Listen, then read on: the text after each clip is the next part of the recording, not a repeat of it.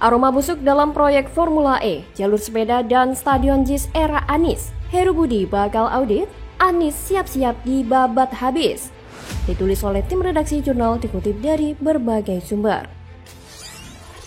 Halo, kembali berjumpa dengan suara Fani Bakri di channel Jurnal 45. Ya, akhirnya JIS terbongkar memiliki kualitas yang nggak jauh dengan sirkuit Formula E.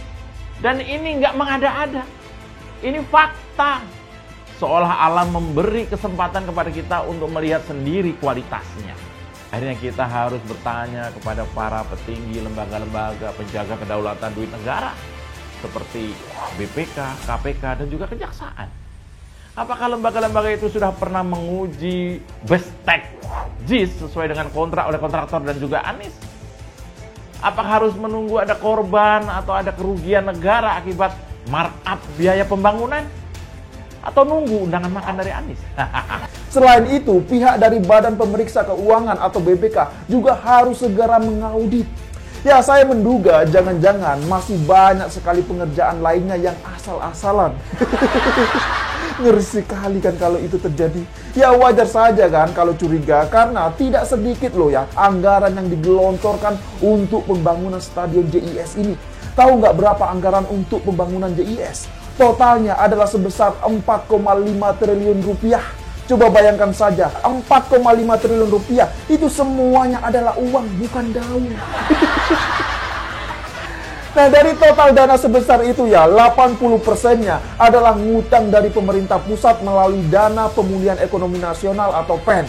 Jadi kalau melihat dari hasil pengerjaan stadion yang amburadul seperti itu ya, maka sudah sepantasnya ya pihak BPK dan KPK ini segera harus turun tangan. Kenapa jurus Anies merombak Jakarta cuma di lokasi-lokasi yang terlihat setiap hari? Ya karena memang Anies membangun untuk bahan kampanye capres. Mana mau Anies membuat kebijakan yang tidak populer? Mana mau? Maka Anies melakukan banyak dusta hanya karena ya biar dianggap populis meskipun bisa diumpamakan meracuni warganya sendiri. Politisi Ferdinand Huta Hayan mengungkapkan bahwa aroma dalam proyek Formula E, pembuatan jalur sepeda dan pembangunan Jakarta International Stadium era mantan Gubernur DKI Jakarta, Anies Baswedan, berbau busuk. Sehingga menurut mantan politisi Partai Demokrat itu, penjabat Gubernur DKI Jakarta, Heru Budi Hartono, sebaiknya melaporkan ketiganya karena dugaan markup dan dugaan korupsi. Sebelumnya, Heru Budi menyatakan bakal menggandeng BPKP untuk mengaudit proyek JIS. Nantinya, BPKP akan membantu inspektorat yang juga sedang melakukan pemeriksaan. Sementara itu, Badan Pengawasan Keuangan dan Pembangunan atau BPKP mengaku belum menerima permintaan untuk mengaudit proyek Jakarta International Stadium. Karena itu, pihaknya tak melakukan audit stadion kapasitas 82.000 penonton tersebut. Juru bicara BPKB, Azwad Zamrudin, mengatakan meski tak menerima permintaan dari Heru Budi, ia menduga bisa saja permohonan itu disampaikan ke BPKP DKI. Jika memang bisa, maka masyarakat bisa melaporkan JIS, Formula E, dan jalur sepeda di era Anies. Jika dilihat memang Anies hanya bisa membuat proyek-proyek mubazir, ada jauh lebih banyak proyek mangkrak dan gagal. Namun dari kesemua proyek tersebut, yang paling mencolok yaitu tadi, JIS, Formula E, dan jalur sepeda yang bongkar pasang. Maka wajar jika Anies dikenal sebagai gubernur yang jago menghabiskan anggaran dan kelebihan bayar. Kabarnya sih kalau naik sepeda, Anies ahli lepas tangan. Apakah untuk urusan ini yang hanya menghabiskan anggaran tanpa ada sumbangsih kinerjanya, Anies juga ahli lepas tangan? Ketika JIS banyak masalah, Anies pun menyalahkan pihak lain sebagai upaya lepas tangan? Ataukah masalah rancangan anggaran yang hampir saja lolos markup-nya, Anies pun juga melakukan upaya lepas tangan? Apakah ini sebagai bentuk Anies lari dari masalah atau mungkin terlibat sebagai pelaku markup?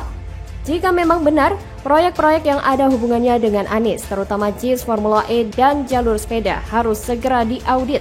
Dan salah satu karya Anies yang dibikin tanpa pikir panjang adalah layanan sewa sepeda digital atau GoES menggunakan QR Code buatan Pemprov DKI Jakarta. Ternyata itu hanya program manis di luar yang tidak banyak peminat. Mirisnya, kondisi saat ini terbengkalai tak terawat. Salah satunya yang berada di kawasan Taman Menteng, Jakarta Pusat. Sejumlah unit sepeda tak terawat dan mengalami kerusakan. Salah satu kerusakan jok sepeda yang terlihat sobek. Ini hanya program hiasan yang tidak dikaji dengan cermat.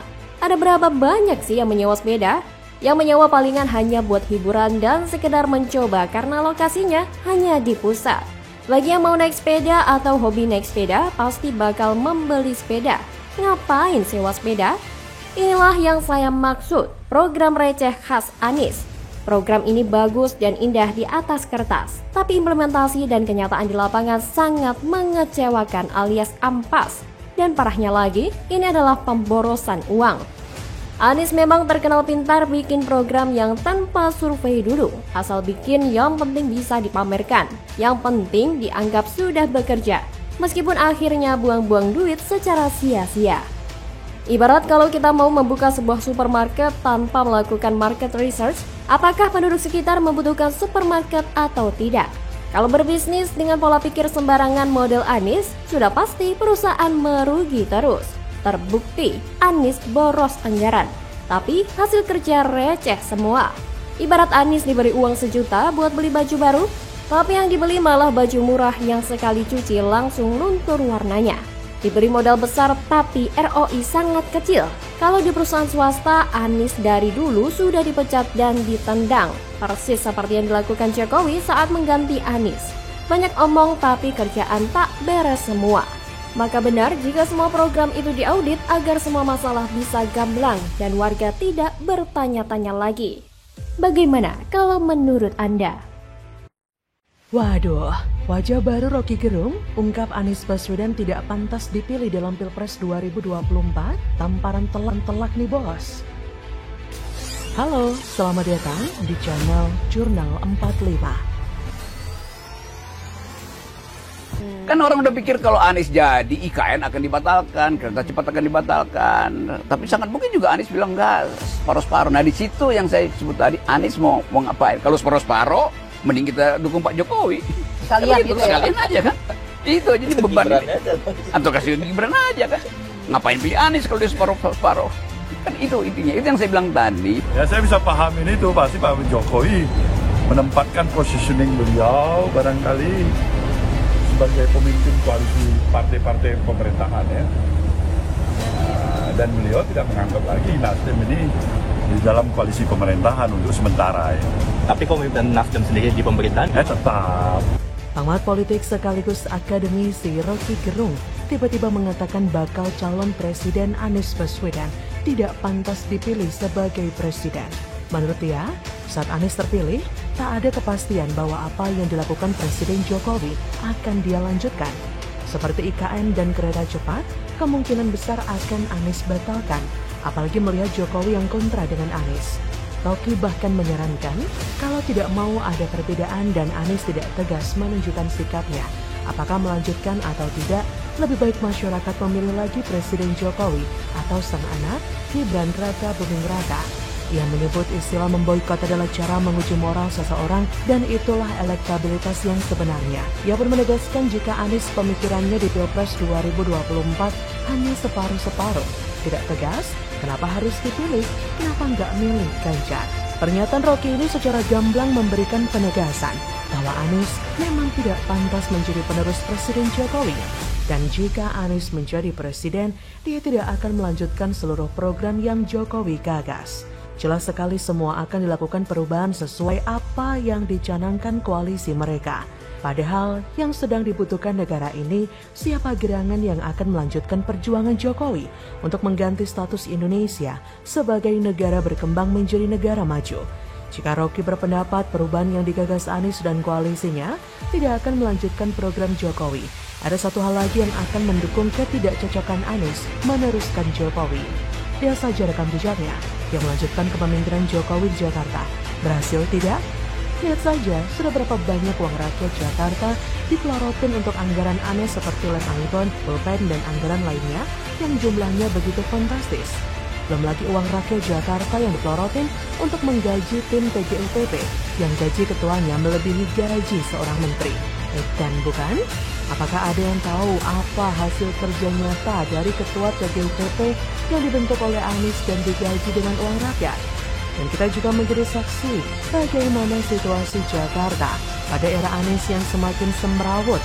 Trotoar diperlebar tapi malah dijadikan lahan parkir atau tempat berjualan. Warga Sunter yang waktu kampanye selalu yasinan untuk memenangkan Anies, tapi mereka malah merasa diperlakukan seperti hewan saat digusur seperti yang diberitakan.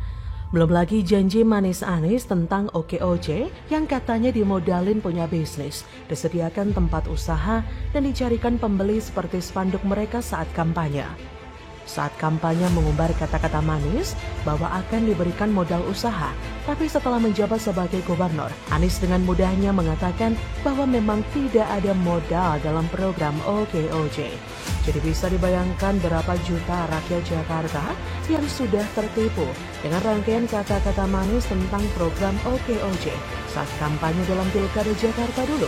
Dari kasus ini kita sebenarnya sudah bisa menilai sendiri bahwa ada yang menghalalkan segala cara demi meraih kekuasaan.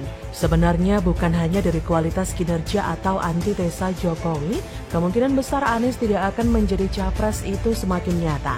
Karena elektabilitas Anies di beberapa survei semakin anjlok.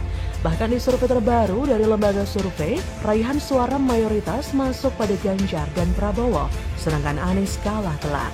So bisa dipastikan Indonesia bukan hanya akan bernasib sama dengan Jakarta selama 5 tahun terakhir ini jika Anies yang menjadi presiden, tapi juga akan gagal sebagai capres. Bagaimana menurut Anda?